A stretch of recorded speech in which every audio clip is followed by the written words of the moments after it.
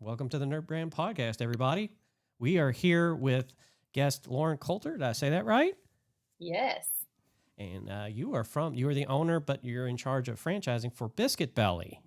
Mm-hmm. So I want to give you the floor for a little bit. I'm pretty sure people heard that. They're like, oh, yeah, I know that. I've been there. If they're local, yeah. Yeah, especially. But you want to go ahead and give us, plug it. Let's tell us a little bit about yourself and Biscuit Belly. And the floor is yours. Yes. Yeah, that sounds good. So yes, my name is Lauren Coulter. My husband and I started Biscuit Belly. We are pharmacists turned restaurateurs, if you will. So we both went to pharmacy school, graduated, and did a couple of small business ownership things prior to getting into Biscuit Belly. One of which was to open another restaurant that we grew to 5 locations called Luvino. And we grew that, we had 2 here in Louisville, 2 in Indianapolis area, and 1 in Cincinnati. But being from Georgia, as we are big fans of delicious biscuits. And so we thought, okay, and to be honest, my husband is the visionary, and, the founder hits on this, having this visionary without a vision. I felt like there were a lot of things where he lacked in that way that I thought the whole time I'm watching, I'm thinking, my husband is the opposite of this guy. He has all the ideas. If anything, my role is a lot of taking all of his ideas and funneling them into things that are actually actionable, or, let's put that on the back burner for never, or for later, or whenever we have a great team amassed to be able to do more. So Biscuit Belly was one of his kind of crazy ideas. And at the time when this first started, I'm sorry, my kid is home with NTI, a number of kids. Perfectly fine. It's okay. You're okay. Can you give me just a minute? Okay. Go on in there. I'll be in there in just a minute. Okay. Okay. We can edit. It's no big deal. Okay. No, and it's fine. I mean, it is what it is. 7 children are here. So really, Biscuit Belly was one of his ideas. And I was I'm more cautious. I'm telling him, no, chill out. We're from Georgia. We like the biscuits. These people in Kentucky, they're a little more posh than us. Don't kid yourself. Gonna like these biscuits. Don't kid yourself. And then, but at some point we started seeing the evolution of all these other biscuit concepts. Like Nashville has, I think, Biscuit Love. There's Biscuit Head, I think, in Asheville. There's one called Maple Street that was based in Florida, and they've got locations kind of sporadically throughout the South. And it was really then that I was like, dang it, of course, he's right. And so I said, okay, gave the green light. Let's do this biscuit thing. And so we opened up the first one. It went gangbusters. Opened up a second one pretty quickly after that. It's done really well. And then we're in the throes of opening a third, and COVID happened. So, at some point during that, we got into Colonial Gardens. I don't know if any of you guys know what that is or have ever been there, but a lot of people in our city don't even know what Colonial Gardens is. So we opened there in June of 2020. So in the throes of all of this, unfortunately, Colonial Gardens has been a challenge. I think that the city had this, if we build it, they will come mentality. For a lot of us, it's been a tough spot there, but we learned a lot through all of this. And then since then, we have opened up a 4th location in Evansville, Indiana. So we've got 4 sites now and are growing through the franchise model. We're really growing. We're really excited that the folks who have come on board with us are multi-unit restaurant operators already.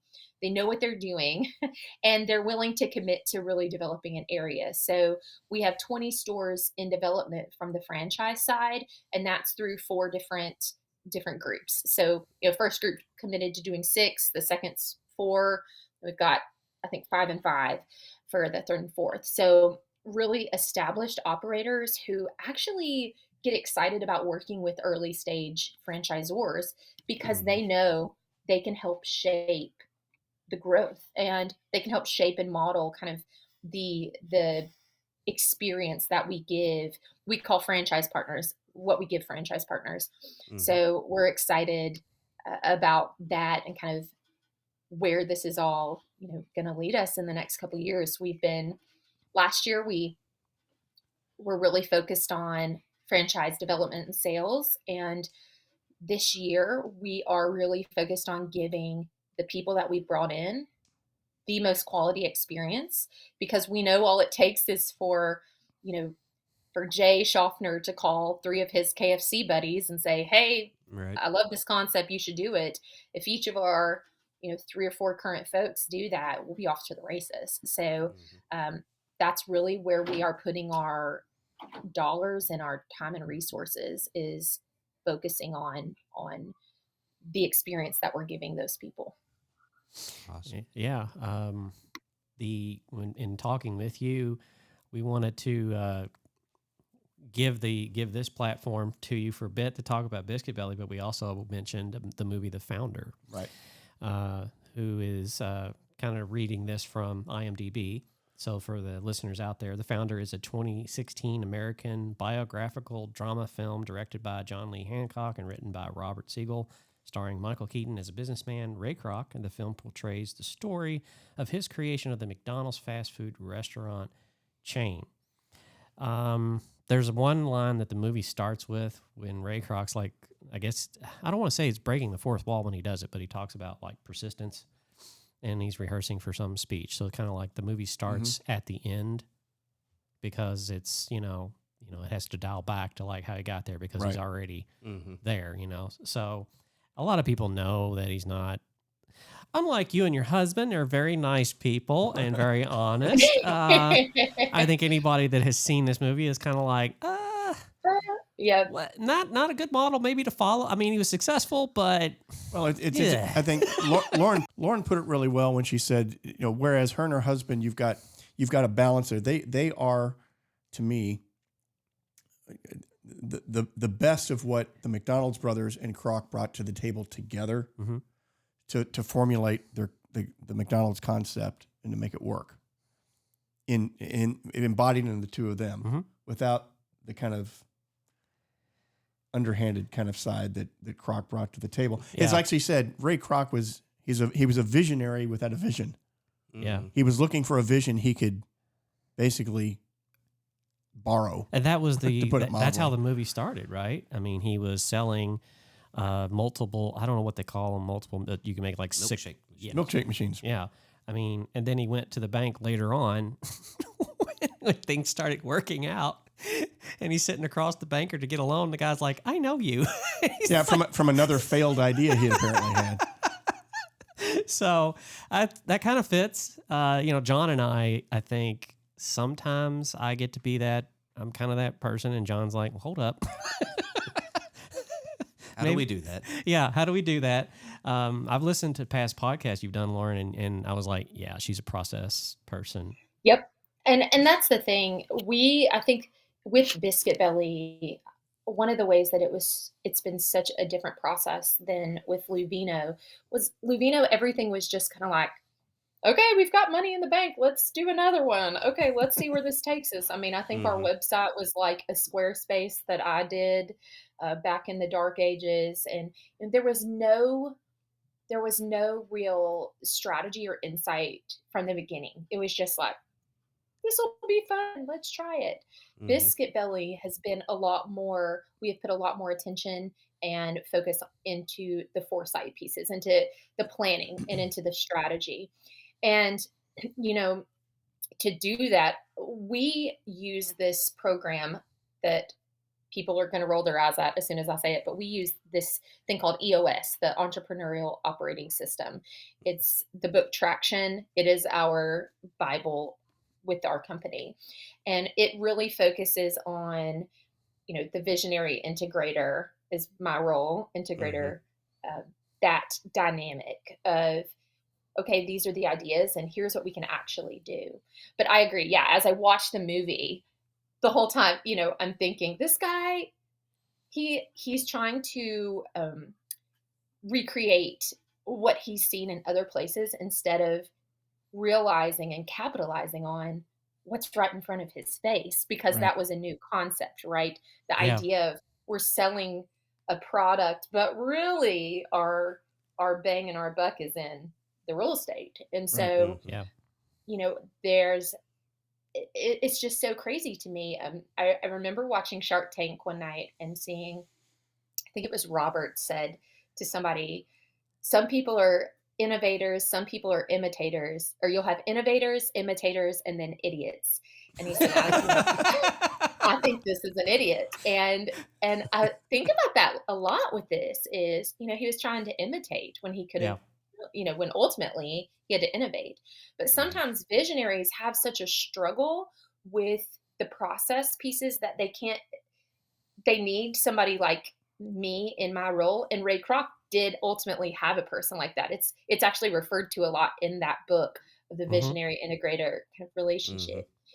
So, but they need somebody to take all of that off them, to free their brain, to be able to be visionary, go do the vision.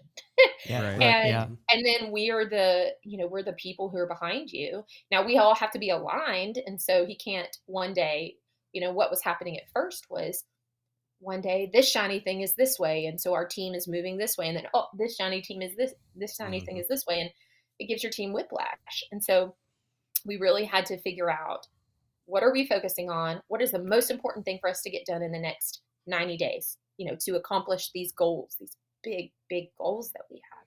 Yeah. And so once we really started doing that, I mean, it's been, what is it? Cooking with oil? Cooking with gas. With the fryer. Yeah. What's interesting is you talk about the visionary and the practical. Basically, is the way I'd say it. There's another famous startup from Louisville that pretty much had that same dynamic. And that was Wendell Cherry and David Jones when they founded Humana, because you had, I guess Wendell Cherry was the visionary. He's the one who had the big idea of what you could about kind of revolutionize the healthcare industry, and David Jones had the practical side of, okay, let's find the right tools, let's find the right methodologies, let's find let's build a process around this and make it work. And it for some reason it brought that to mind to me, because that's another classic example of two people that balanced each other very well, that brought those two things to the table and ultimately built a giant. Yeah, I will say that again, we're going to get into spoilers, because everything you said is like sort of, I think, Ray was imitating. He caught the experience at the beginning of the movie. He goes and he gets a burger.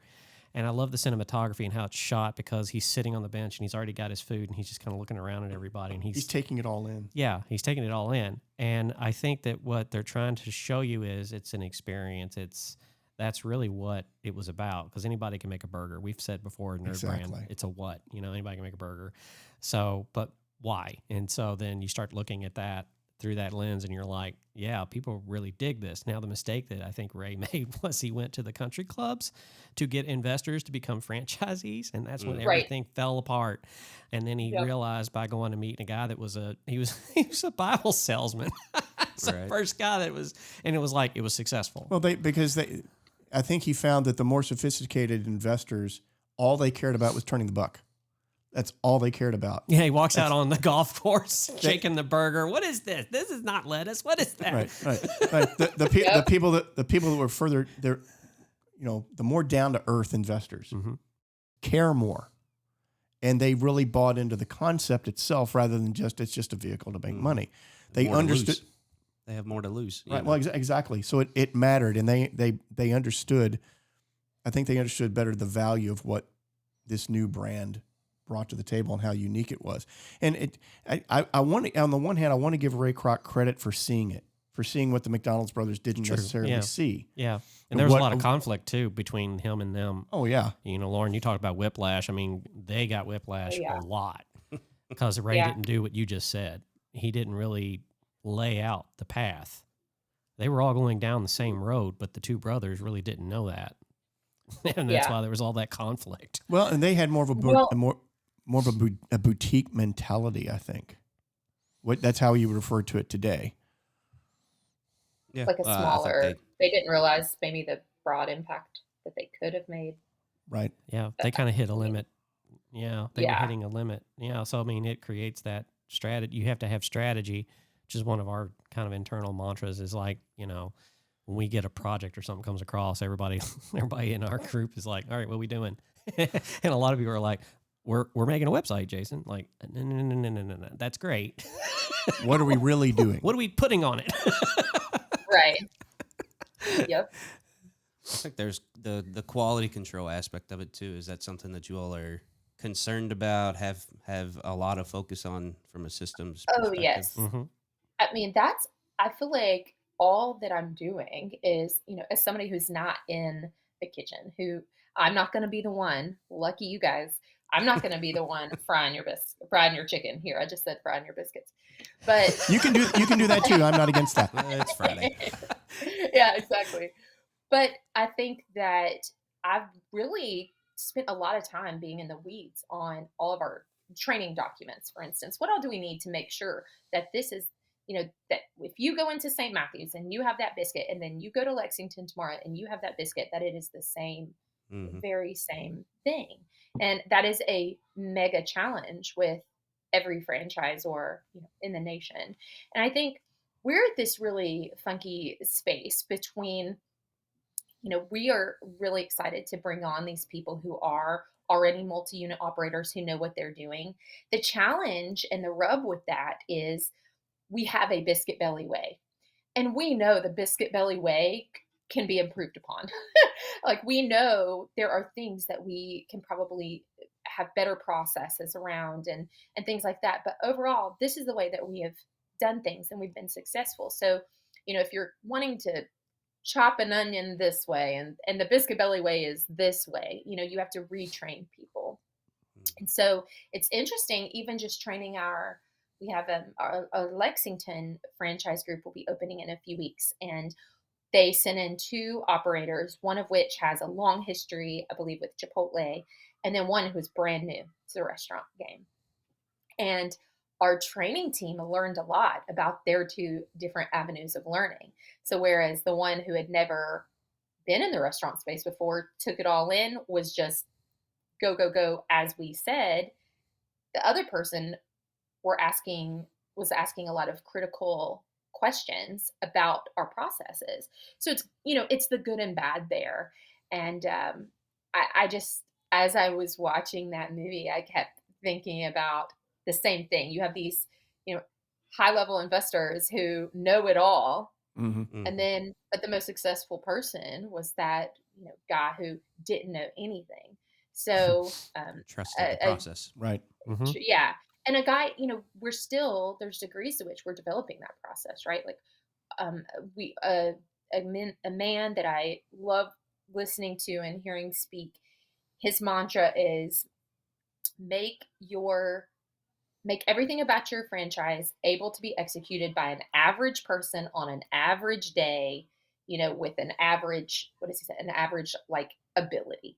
And that's what we have to do, is really kind of get it down to skinny things down to how can we support the average human? Because ultimately, you know, it's got to be that baseline. You've got to be able to replicate it simply. Yep. Yeah, things that are complex. I mean, no one's going to, like, for us, we're actually, it's kind of funny you mentioned processes, documentation. That's something John's been actually taking everything over the last year and a half for us, and we've been actually putting into documents and processes. And we had a guest on our show, Mary Reed at Edge Employment, and she gave a great analogy about, like, if you're going to teach people how to make a peanut butter and jelly sandwich, you kind of have to include pick up the knife, Right. Yes. you know, and all these other things. You have to consider that in Yep. the process, because when somebody's new coming in, if they've never made a peanut butter and jelly sandwich, they don't know to pick up the knife, so they're just going to, like, smear the bread With their fingers. Yeah, and it's just not gonna, yeah. So yeah, processes are important, but I love what you said about, yes, they always are improved. That's kind of like what I like to do as well, because it's people. Your you know, personalities are coming in, emotions come in.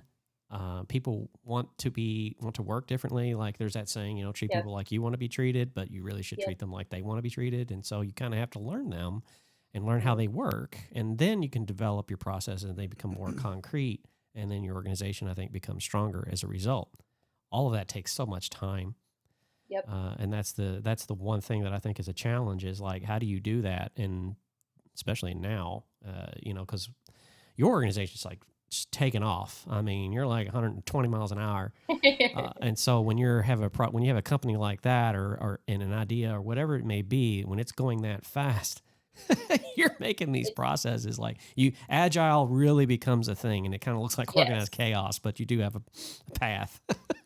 Yeah. I mean, it's even, we have these crazy challenges with like documents, how do I make changes to a document without it being like, I want a live thing that I can change and adjust and get feedback on, but then I don't want people to know about it yet. So then I want to push it through, I mean, it's just the little things like that here I am downloading and uploading and using Google, and then, it's just getting all, and then the day's over. I don't know. Yeah. And then the day's over.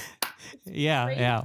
Well, I mean, go ahead. Sorry. No, well, you start to see it. You look at it like a giant like KFC, and how they have the ability. They can put resources into a test, into a testing side of their business, and that's all it does. It's testing things. R&D constantly. It kind of shows you one of the benefits of growth isn't just that you make more money, but you can put more resources into things like that so that you can continue. Use the term agile. You can be agile in the marketplace because tastes change. Trends come and go. What's nice about Biscuit Belly and successful properties like that is they find something that, although trends may change and tastes change and things like that, people come back to a thing because they find there's a comfort to it. There's a reliability to it. It makes them feel, it gives them an experience. We're back to that again, that they want to have, they want to be able to replicate that ad infinitum. I mean, that's why McDonald's, people still go to McDonald's, because McDonald's does a thing. Right. They do this thing really well, and you want to do that thing with frequency. And there's a level of comfort there. Right. Whether you're in Florida, California, Kentucky, you might pick McDonald's just because when you go in there, you know what you're ordering, you know what you're going to get. It's going to be a similar experience. Right. You're going to sit down and enjoy your meal more than likely. Yeah, because, I mean, if you don't do all of these things, I mean, you're earning the customer's trust that they're going to get a good product, that your biscuits are going to be good, that the burgers are going to be good. Like, you're not going to go in there and go like, maybe I'll hit them on an off day. Like, no, you're going to go in there and be like, it's going to be fun. Let's go. Well, again, it goes back to that's what separates all these different, in whether it's restaurants or anything else. It's a lot of people can make a good biscuit, or can make a good hamburger, or make a good pair of tennis shoes, whatever the case. You go to that brand because there was something other than just the quality of the product that separated, that made you, that hit those and triggered those endorphins. Mm-hmm. Not to get too technical. Are you a doctor? No, and I don't play one on television. Well, she's a pharmacist, so careful. Yeah, I gotta be very, very careful. Yeah, I'm wandering into your territory here. But yeah, it's all about the experience, and that goes to things like it goes to your brand, speaks to your branding.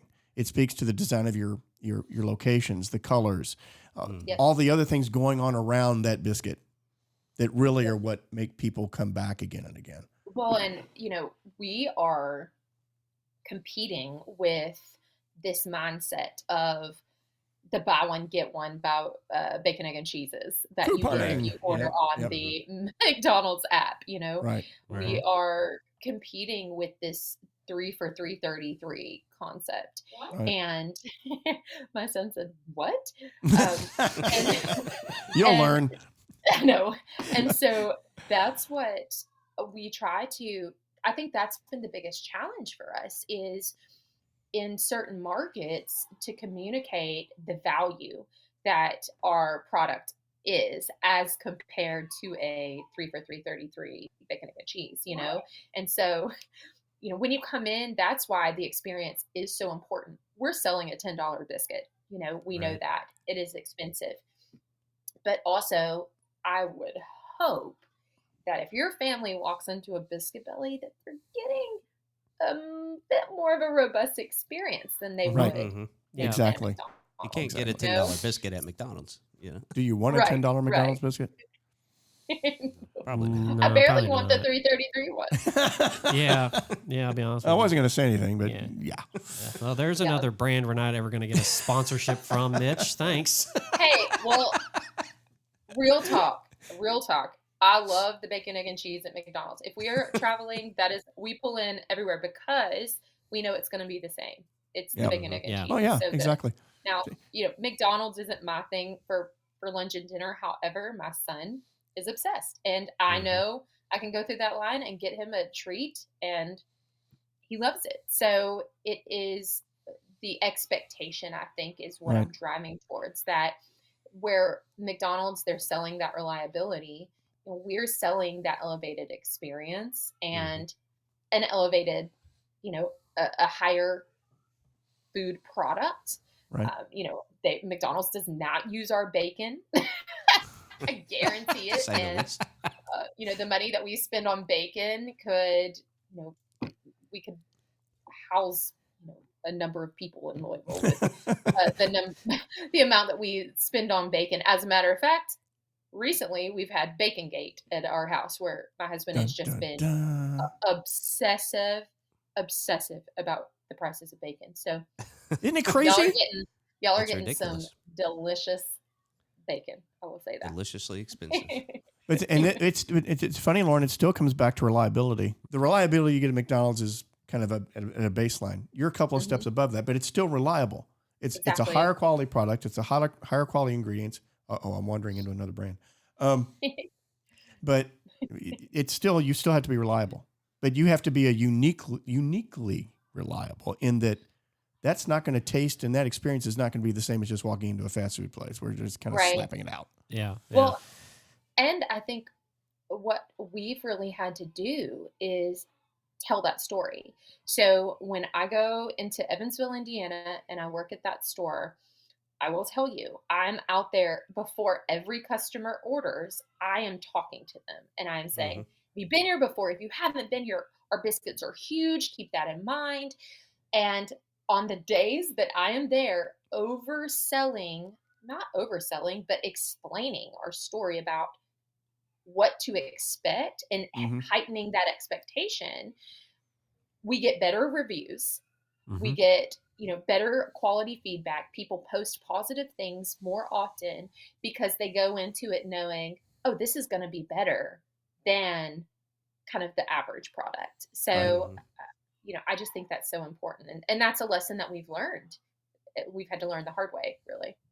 Yeah. I mean, for us, we've had people tell us too, like the experience of working with us and they've complimented us. It's hard for us in our industry to sell that up front because you have to be doing it in order to you can say I have a great roller coaster in my amusement park. You should come check it out. Well, yeah, so does everybody else. But the moment they buy the ticket and get on it, then they're going to you should really go back, or they may buy another ticket. So that's kind of how I think of what we do. Experience is the differentiator. Yeah, yes, it is. Absolutely. And, John, I know you work really hard on making sure that everybody has one because you're the account guy. I think we're at a stage where the big challenge for us is replicating it beyond what we are capable of. And I think that goes back to the processes and the systems that you have in place, and why we put so much emphasis on ClickUp as a project management system. If you don't have those processes in place that the average person can come in, whatever that average person looks like in your industry, and be effective and deliver that reliable, consistent customer experience, you can't scale. I mean, that's really what it boils down to. And it's whether it's a restaurant, a service business, anything. If you can't hand off the tasks and the work to someone else, at least in some capacity, you cannot grow past, your 8 hours or 10 hours a day. And you can't keep working 12 or 14 And that's kind of what So I am personally working on right now. Over the last 3 or 4 months, I've had to look at and audit WordPress sites. Being a WordPress dev for about 12 years, doing custom sites, I don't mess with commercial themes. I always say that because a lot of people say, oh, WordPress dev. Well, you installed a theme and hit the install and then uploaded content. Good for you. You're not a dev. Tell me how to register a widget. Then I'll know. But it's I've gone through those a lot. And then I'm realizing that our own developer, Laura, she's like, how did you find that out? I'm like, oh, I failed. I need to like write this down. I need to like continue. And I'm going through that now. She's like, how did you get to that? Because some of the things that she looks up, she's fantastic at what she does. But how I do it, sometimes it's just a visual cue. And I'm like, I know what to look for when I pull up the page, or I may look at the source code. And there's just certain tricks, you know, and there's a couple I've shared. And John, you've gotten a preview of a couple of them because even you were like, what? What is that? John was following a thread recently that we had done when we were doing one. And he was just like, I don't know what's going on here, but I hope it's working. It's usually where I it's taking what's in your head and replicating in such a way that the next person with average skill set and average knowledge can replicate what you did. And it's hard to do because I have to. Sometimes I've been told I'm the treetop guy, maybe like your husband. You know, it's like, here's where we're going to go.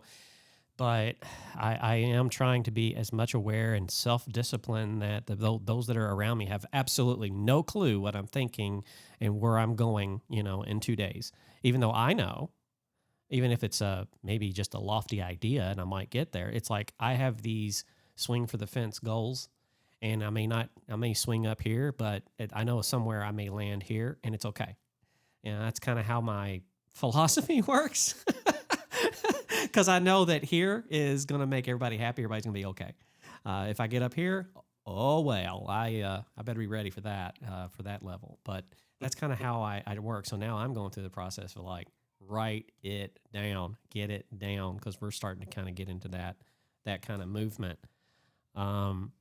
And I kind of say that to kind of transition to the movie. So I don't know if you got that far in where Ray goes and gets alone and is overheard by what eventually becomes, I think he becomes the first CEO for internationally for McDonald's. And I think that's what happens with Ralph is his name.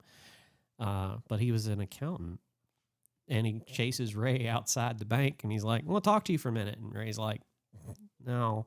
Go away. You're trying to sell me something. I don't need that right now." And he's like, no. Just give me a few moments.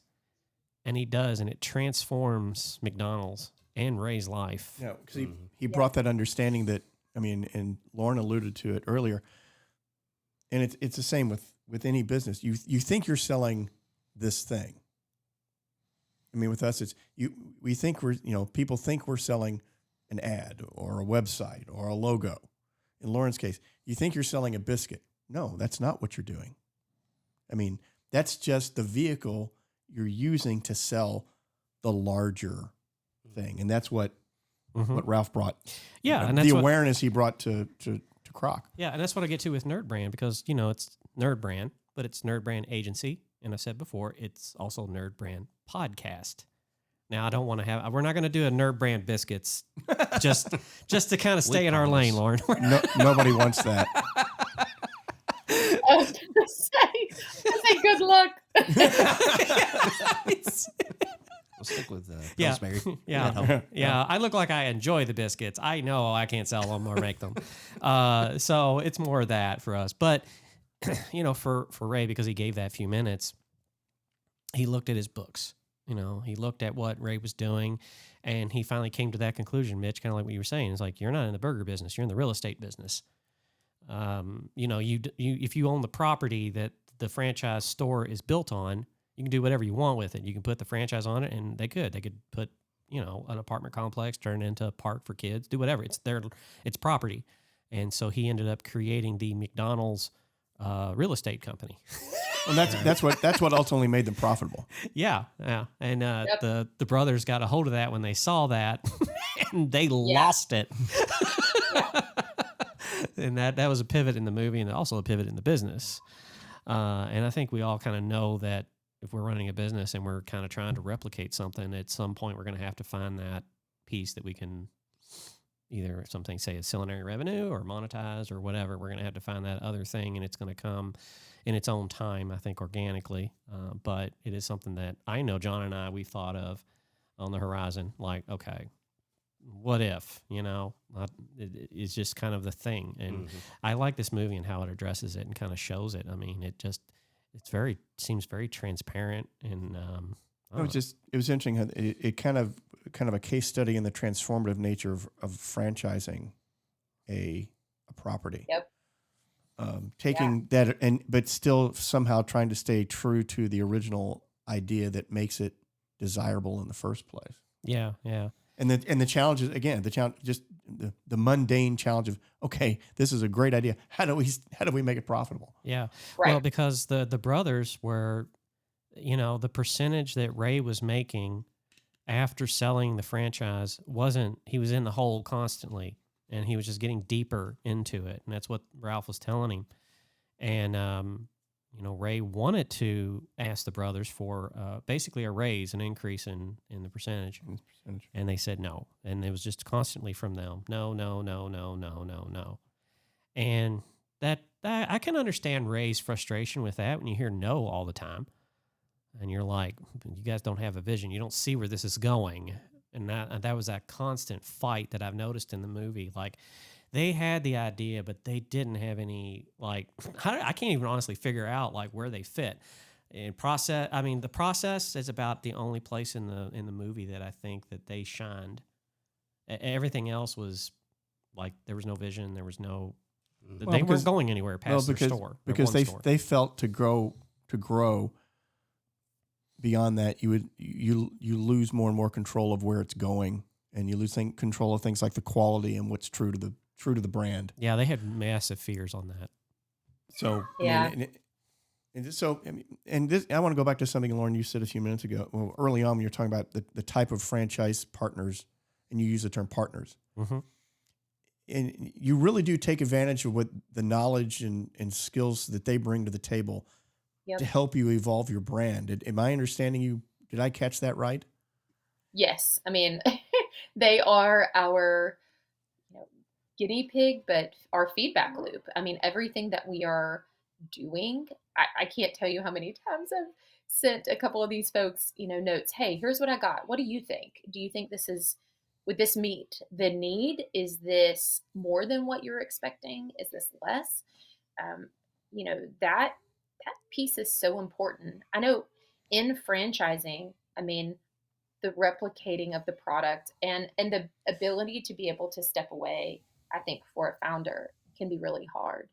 I think that franchising has come a long way. And so now there are earlier stage franchisors or younger ones that really it is a partnership, and have shifted away from thinking about it as a revenue stream that we can just shove this stuff down to, and instead, creating this partnership. And even just some of the language that we use, I hope showcases the importance of that for us. So everything that we are asking, a royalty, a marketing spend, things like that, we're doing that as well from a corporate store perspective. We are really trying to make sure that we have that same shared experience. So, in franchise agreements, you can ask a franchisee to remodel in a certain amount of time. And, Chad and I have always been this lead by example type of person. So I'm not going to ask people to do something that I wouldn't do myself. And I feel like that's really been showcased. We've done a good job of showcasing that. It's powerful. So far. Live what you believe. Yeah, it's very powerful because Right. I mean you're doing it, you're living it. So when other people see it, they're like, yeah, they're in the trenches with us. They're not on some mountain somewhere. No. Kind of made it just kind of made me immediately think of some like generals in armies that sometimes the generals are in a tent behind the lines, and then the Israelis, their generals are on the line. Right. Yep. Right there with the truth. Yeah. Yeah. Well, I mean, and you spoke to something else too. I think it's really interesting. You talk about the language you use. There's like a vocabulary. There's a lexicon you come up with that's true to your brand. That the words you're using match and fit the brand. You mean the attributes? Well, yeah, but I say that sarcastically because it's a thing we constantly go through when we think of NerdBrand internally. Like we've had our brand attributes for a year, but I'm like, well, we've added new people. Yeah, but using a consistent language that's organic to who you are as a brand. Right. Yep. I mean, and I think too, people talk a lot about core values and they put them on a poster on their wall, but really what does that mean? And so that's something, I mean, if we've learned anything over the last, let's call it 5-8 8 years. Words matter, and what you say is very important. And Yes, amen to and I that. think being smart and strategic with your language is really, really important. And so to me, using this language of, I say a corporate, some would say corporate office, and we are saying support center, or this franchisee, this franchise partner, kind of, if we establish those norms, I think it shifts the mindset. And so that's kind of where our brains are at. Mhm. And luckily, I think that's how we've been able to attract really quality folks, because they see that, they find value and importance in it, and they jump on board the gravy train. Mhm. They can understand it. Well, and it ultimately Yeah. it reaches the customer whether you want it to Yeah. or not. So if you're Yep. if you're not particular with that language, that's part of the experience, because Yep. those people that are on the receiving end of your language as your franchise partners, they're living out with the customer. They're out there in the Mhm. dining area with the customers, and how they feel being a part of this is gonna transfer to the customer in some way. Yeah, yeah. I mean, as an agency, as a brand agency, that's the philosophy we try to convey, that we're not writing a script that we want your staff or you to be able to robotically, internalize. And so when somebody comes to you, they're like, burp, derp, derp, because that's all it sounds like, honestly. For Right. us, Not it's like, sound bites. yeah, it does. So everything's an ad. Everybody kind of embraces that. We're using that language. The customers that we have, they understand that. Everybody sees an ad all the time. We just kind of help them define, maybe in some instances, what it is. But the why we exist is to help people better communicate, business owners to better communicate, articulate their vision, why they get out of the bed in the morning, why I should buy from you, that. And so the spirit of the why is most people Oh, yeah. I think everybody in NerdBrand I know knows how to do that. But I never want everybody in my organization to think that, hey, tell me word for word what Right. that is, because it'll never Right. happen. Right. Yeah. So, That's true. Lauren, tell the people out there, where can they go to click and see you and find you? And we'll on YouTube, make sure we put that in the description below on YouTube. Yeah, biscuitbelly.com is obviously our kind of leading space, but Biscuit Belly Franchise is really the website that I gravitate more to these just right now. But I am on LinkedIn, and you can find me, hit me up. I talk to people all the time on LinkedIn, and I'm on Facebook technically, but I try to not get on it because That sounds like me. not good for my mental health. I am on Instagram, and all that is pictures of my kid, and so Biscuits. And biscuits. if it's and biscuits, pretty much. So if it's anything professional, obviously LinkedIn is good, but I mean, hit me up. My on our franchising website, my cell phone number is on there. My email is on there, lauren.coulter at biscuitbelly.com. And my phone number is listed on there too. So anybody is able to reach out to me anytime. Awesome. Yeah. And for those listening and watching, we want to thank you. Make sure you like and subscribe on YouTube. We'll tag you, Lauren, in future Facebook posts, as we are in LinkedIn as well. I'm primarily on LinkedIn. We'll tag you there for this episode when it comes out. And we want to thank everybody again out there for listening. You can find us at nerdbrandagency.com/podcast. And you can see the audio and the visual. So if you want to watch it, you can watch it. It's more fun to watch it. And you can see John's cool Space Jam shirt. There we go. I was going to comment on it. We just watched the original one last weekend with my son. And, he was like, what? Who's Michael Jordan? Well, previously we just had Josh Suter from the St. Matthew Chamber of Commerce on. And that's actually one of his favorites. It's one of his favorite movies.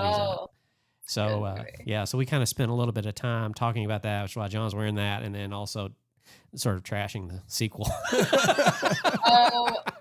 Somebody else told me it was bad. My son liked it, but I haven't seen it yet. So. Yeah, it's bad. You can skip it. Save, reclaim the hour and a half or whatever it is of your life and do something else.